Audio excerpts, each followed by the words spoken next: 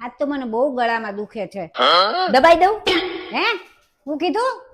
દવા આપું? દવા? હા આપ જા. કિશોર કાકા અને કાકી, તમને ખબર છે મને હમણાં એક ફિલ્મ ઓફર થઈ છે જેમાં પરણેલા માણસનો રોલ મળ્યો છે. ચાલો, શરૂઆત સારી છે. ભગવાનની ઈચ્છા હશે ને તો તને એક દિવસ બોલતા માણસનો પણ રોલ મળશે. ચૂપ રહો હવે. જેવું ને જેવું બોલવા જ ના દે. તને ખબર છે સુનીતા વિલિયમ્સ? હા, અંતરિક્ષમાં ગઈ હતી. અમારા સ્ત્રીઓનું ગૌરવ. ખાલી સ્ત્રીઓનું નહીં, આખા દેશનું ગૌરવ કહેવાય. બે તે સુનીતા વિલિયમ્સ પાસેથી તારે માત્ર એટલું જ શીખવાનું છે કે બોલ્યા વગર પણ કઈ રીતે જીવી શકાય. એ વગર બોલે 4 મહિના અંતરિક્ષમાં રહી હતી, તારાથી 4 મિનિટ શાંત નથી રહેવાતું. આખો દિવસ કચ કચ કચ કચ કચ કચ કચ કચ કચ કચ કચ કચ કચ. તે તમને હસબન્ડોને બહુ કકરાટ લાગે છે અમારી વાતો? બીજાનું નહીં ખબર, તારું તો છે જ. હમણાં તને તાવ આવેલો તો ત્યાં પેલા ડોક્ટરે તારા મોઢામાં થર્મોમીટર મૂક્યું અને એટલું જ કીધું કે બેન 1 મિનિટ સુધી મોઢું બંધ રાખજો.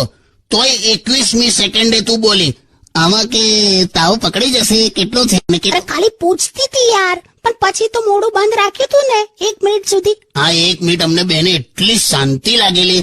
મેં તો ડોક્ટરને આવું કીધું કે આવું એકાદ કઈ 4 કલાક વાળું થર્મોમીટર શોધી કાઢો. ચૂપ રહો સોંગ વગાડ.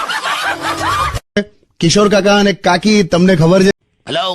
હા સાંભળો, હા અલા પેલા નિયતિ અને રેખા પાછા ઝઘડ્યા. હો, બે એ લોકોનું ચાલ્યા જ કરે છે. જવા દે ને તું. હું તો વચ્ચે પડી. તું શું કામ કોકના પર્સનલ ઝઘડામાં પડે છે? મને એમ કે સોલ્વ કરું પ્રોબ્લેમ. તને પૂછ્યું ભાઈ? ના. તારી સલાહ લીધી? ના. તો તું પોતાને ડોનાલ્ડ ટ્રમ્પ સમજે છે?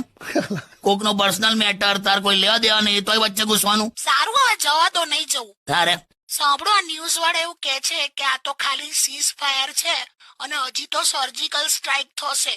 તે વાત સાચી? મને હું કહું, મને પૂછીને કરે છે બધું. અલા પણ તમે કેમ? ત્યાં જો ને, એટલે આ એક્ઝેક્ટલી સર્જિકલ સ્ટ્રાઇક એટલે શું પણ એ તો કહો. સાદા શબ્દોમાં કહું ને તો રાત્રે કોઈ ઊંઘતું હોય હા, ત્યારે એનો ફોન અને ખિસ્સા ચેક કરવા એ સર્જિકલ સ્ટ્રાઇક કહેવાય. એવું ના બોલો. એ તો ખાલી ગઈકાલે મેં એટલા માટે તમારો ફોન ચેક કરેલો કેમ કે મારા નેટવર્ક નતું આવતું. તું એક કામ કર, એકવાર છે ને પેલું એરપ્લેન મોડ પર રાખ, 2 મિનિટ રહેવા દેજે અને પછી હટાઈ દે તો નેટવર્ક આવી જશે. ના બા, મારે તો આવું નહીં કરવું. હા, કેમ લી? આપણું પ્લેન કોક રડારમાં પકડાઈ જાય અને S-400 ની મિસાઇલો છોડે આપણા પર તો પેલા મોબાઈલમાં એરપ્લેન મોડ કરીએ તો S-400 ની મિસાઇલો છૂટે? તું યાર તું મૂકી દે હમણાં, ફટાફટ મૂકી દે. ચાલ, શું થયું? નોલેજ પાછું ટ્રમ્પ જેટલું જ છે ને દુનિયાની વાતો કરી. મૂકી દે. યુટ્યુબ પર કૃતિકા તમને એમ પૂછે છે કે અત્યારે લગ્ન માટે વેલ્ડ સેટલ્ડ સારી જોબ વાળો પોતાનું ઘર ગાડી એવા છોકરા કેમ નથી મળતા? તે નાન મળે ને એ બધા અંકલ કહેવાય, છોકરા ના કહેવાય. પણ હવે એક્સપેક્ટેશન છોકરાઓ નથી રાખતા, નહીં? ના ના, એવું નથી લા.